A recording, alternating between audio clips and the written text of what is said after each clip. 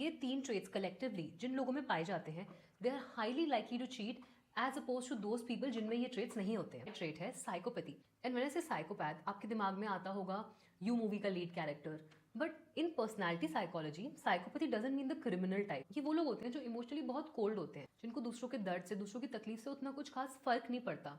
इनकी इम्पल्सिविटी बहुत हाई होती है and they have a thrill seeking behaviour. And to top it all, उनमें एक लैक ऑफ गिल्ट होता है। तो अगर उन्होंने लाइफ में कुछ गलत भी किया है, वो उसको भी वाइट वॉश करके सुनाएंगे। So I had this one friend and उसकी फ्रेंडशिप मैंने छोड़ दी because of these reasons. He was never guilty about anything. मतलब वो अपने चीटिंग के किस्से सुनाएगा, वो ऑल दीज चीज़ें सुनाएगा जिसपे उसने किसी और इंसान को थोड़ा हार्म पहुंचाया है डायरेक्टली या इनडायरेक्टली, या किसी का नुकसान हुआ है।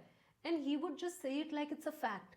लाइक हाँ, मेरी जीएफ वहाँ पे वेट करती थी और मैं छुप छुप के जाके स्मोक करता था, फिर छुप छुप के मैं उस लड़के के साथ घूमने जाता था, फिर बीच बीच में मैं उस लड़की से भी बात कर रहा था। And he would say it all like it's something to be flaunted. तो ये ट्रेट्स आपको उन स्टड बॉयज में दिखने को मिलेगी जो बैक टू बैक अपने पार्टनर्स को चेंज करते रहते हैं, किसी से लॉयल नहीं होते। And while were at it, ये जो डार्क ट्राई ट्रेट्स का कॉम्बिनेशन है, ये जिन भी लोगों में होता है उनकी फ्रेंडशिप भी अच्छी नहीं होती, क्योंकि ये लोग आपको कभी भी धोखा दे सकते हैं, वो कभी भी आपके सीक्रेट्स लीक कर सकते हैं, वो कभी भी आपकी इनसिक्योरिटी आप ही के अगेंस्ट यूज कर सकते हैं।